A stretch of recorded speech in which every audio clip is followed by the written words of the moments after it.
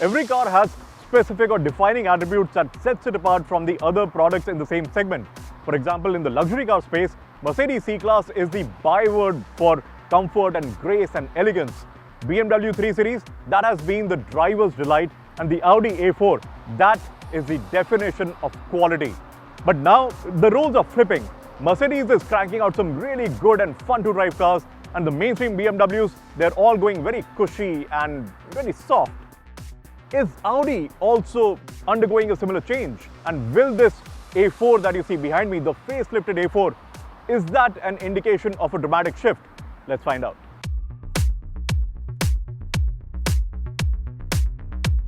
The first thing that I want to mention is that visually it may seem that Audi has not done massive revisions to the exterior, but from a manufacturing exercise point of view, it is fairly extensive.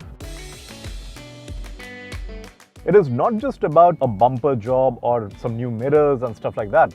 Audi has gone to the lengths of actually working on the design details, and there are subtle but very noticeable sharp lines at the front and the rear along the fenders extending from the lamps. And from, again, a manufacturing standpoint, that is a really big effort for a facelift. And then on the outside, you get the latest fancy eyebrow treatment to the headlamp cluster, and the illumination duties are done by all LED units. The A4 has not really changed a lot in dimensions, and therefore the space inside is pretty much the same as before, which means that there is only very moderate amounts of it on offer. The rear can be a little challenging for tall people because, well, the space for your legs and also for your head is fairly tight, and that is despite of having a scoop in the roof as a rear. But the front is completely fine, and you can have all sorts of electric adjustments, that is for the seat, and there is a great amount of space as well. I think in terms of outright space, the 3 Series and the C-Class are still quite a bit ahead, and then you have the latest 3 Series Grand Limousine. That will be just on a different level.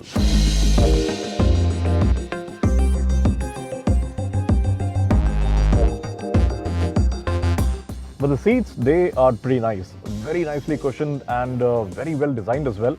But there is a big transmission tunnel that runs right in the middle, so getting 3 in the back, that is definitely not advisable. I also think that the rear view mirrors could have been of a different design. Right now, in the current shape, I just don't think they give you that confidence that you would otherwise have liked.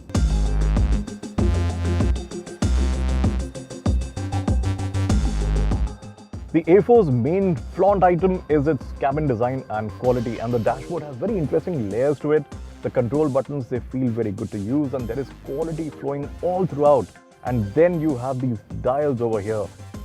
They emit this defined sound when you turn them, and that is a very pleasant feeling that you get.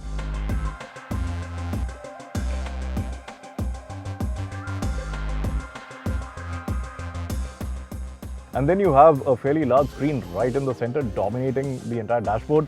It is superbly sharp in resolution, and it's reasonably good when it comes to the touch response as well. And then you have these capacitive buttons on the side. They're fairly big. Even people with large fingers will not really have a lot of problem using it. Here in the instrument panel right in front of the driver is an equally crisp display, and you can change the screen layout as well. I prefer the circular dials, that look compared to the bar graph design that you have in the other option. I think the circular dials, they just look classy in comparison to the bar graph.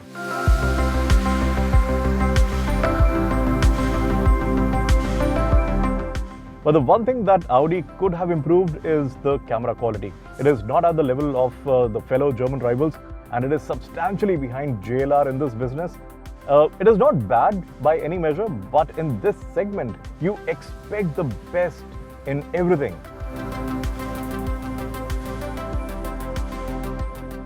And another thing that is classy is the way the A4 drives. I did not expect it to be energetic or exciting when you're behind the wheel, and it is not. It is definitely not exciting or engaging to the level that, say, a Mercedes C-Class or a BMW 3 Series is. But the way it goes about digesting the bumps and the irregularities on the road, it is mind-boggling.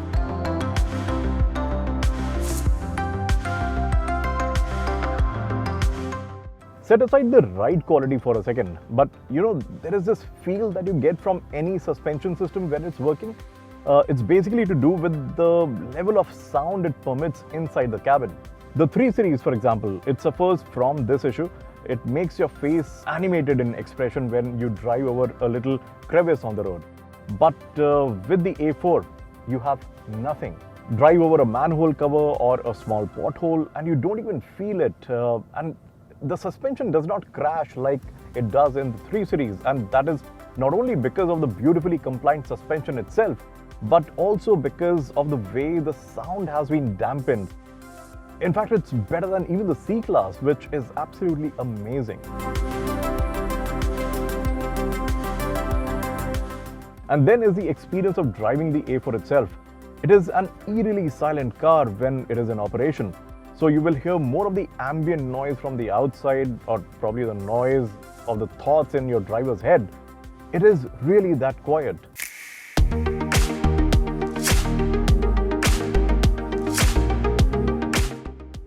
But to perhaps make a mess of all that silence, Audi has given the option to change the driving modes. And it is the norm now. In the A4, you go from efficiency to comfort, sport, dynamic, and there is even an option to go into the individual mode and set it up according to your liking. But mind you, even in the dynamic mode, there is no change whatsoever in the suspension. It is the character of the engine, the gearbox, and the steering that changes a little bit.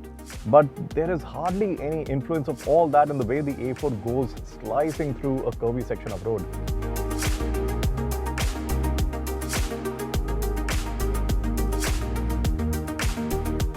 And I think it's actually a good thing because with the engine and gearbox dialed up and with your foot heavy on the throttle, there is an inherent reluctance to the efforts that you make in driving the car. You can't really grab it by the scruff of its neck and you automatically just dial down and you sort of prefer to just flow with the road. And that's where you realize the true nature of the A4. I'll give you that the engine is nice, it's balanced in power delivery, and the gearbox is also pretty okay, but it is not for pleasing your inner wild child. It is for what you have grown up to become, which is basically a grown-up.